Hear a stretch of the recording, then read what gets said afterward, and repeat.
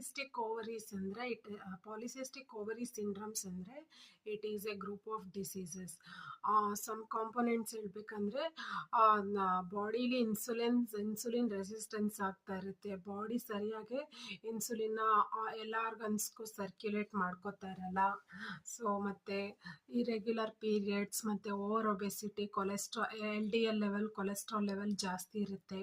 ಅಂಥವ್ರಿಗೆ ಓವರೀಸ್ ನೋಡ್ತೀವಿ, ovaries check ಮಾಡ್ತೀವಿ. ಸೊ ಇದೆಲ್ಲ ಇದ್ದಾಗ ಓವರೀಸ್ ಸ್ಕ್ಯಾನ್ ಮಾಡಿ ನೋಡ್ತೀವಿ.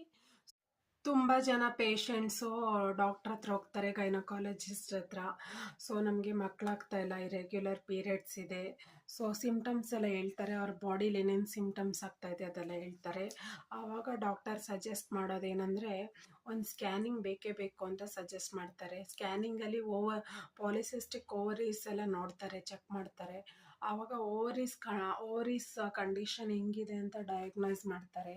ಸೊ ಆವಾಗ ಏನು ಟ್ರೀಟ್ಮೆಂಟ್ ಕೊಡಬೇಕಂತ ಡಿಸೈಡ್ ಮಾಡ್ತಾರೆ. ಆಮೇಲೆ ಇದು ಪ್ರೈಮರಿಲಿ ಓವರಿ ಸ್ಕ್ಯಾನ್ ಮಾಡಿಸಾದ್ಮೇಲೆ ರಿಪೋರ್ಟ್ ಬಂದಾದ್ಮೇಲೆ ಫಿಲ್ಲರ್ಸ್ ಅಂತಂದ್ರೆ ಏನಾದ್ರೂ ಸ್ಪೆಸಿಫಿಕ್ ಇದೆಯಾ ಅಂದ್ರೆ ಇನ್ನೂ ಟ್ರೈ ಮಾಡ್ತಾ ಇದ್ದಾರೆ. ಸೊ ಮೆಡಿಸಿನ್ಸ್ ಕಾಯಕ್ಕೆ there is no medicine for polycystic ovaries detected in scans and other treatments. So ಜ್ವರ ಬಂದರೆ ನಾವು ಜ್ವರಕ್ಕೆ ಔಷಧಿ ಮಾತ್ರೆ ಕೊಟ್ಟರೆ ಕ್ಯೂರ್ ಆಗುತ್ತೆ. ಸೊ ಅದಕ್ಕೆ ಆ ಥರ ಇದಕ್ಕೆ ಒಂದು 3 months ಮಾತ್ರೆ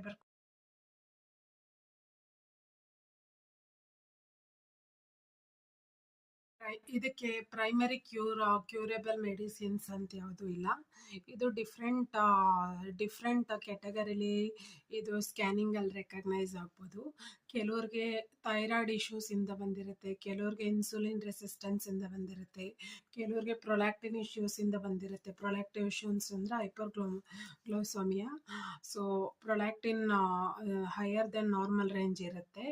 ಸೊ ಆ ಥರ ಬಂದಿರ್ಬೋದು. ಮತ್ತು ಡಿಕ್ರೀಸ್ಡ್ ಸೆಕ್ಸ್ ಡ್ರೈವ್, ಆಮೇಲೆ ಥಿನ್ನರ್ ಬ್ಲಡ್ ಲೆವೆಲ್ ಅಂದರೆ ಲೋ ಮೆನಿಸ್ಟ್ರಲ್ ಸೈಕಲ್ಸ್. ಸೊ ಇದೆಲ್ಲ ಆ ಟಾಪಿಕ್ಸ್ ಎಲ್ಲ ನೀವು ಡಾಕ್ಟ್ರಿಗೆ ಬಿಟ್ಬಿಡಿ, ಗೈನಕಾಲಜಿಸ್ಟ್ ಅದೆಲ್ಲ ಸರಿ ಮಾಡ್ತಾರೆ. ಸೊ ಬ್ಲಡ್ ಟೆಸ್ಟ್, ಸ್ಕ್ಯಾನ್ಸ್ ಎಲ್ಲ ಬರೀತಾರೆ.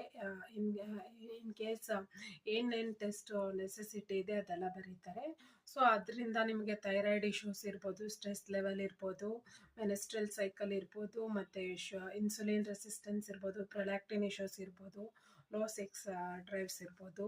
ಸೊ ಈ ಥರ ಡಿಫ್ರೆಂಟ್ ರಿಸ್ಕ್ ಮ್ಯಾಟರ್ಸ್ ಇರುತ್ತೆ, ಅದೆಲ್ಲ ಸರಿ ಮಾಡ್ತಾರೆ. ಸೊ ಅದಾದಮೇಲೆ ಓವರೀಸ್ ಕಂಡೀಷನ್ ಎಲ್ಲ ಸ್ವಲ್ಪ ಮಟ್ಟಿಗೆ ಕ್ಯೂರ್ ಮಾಡ್ತಾರೆ. ಆಮೇಲೆ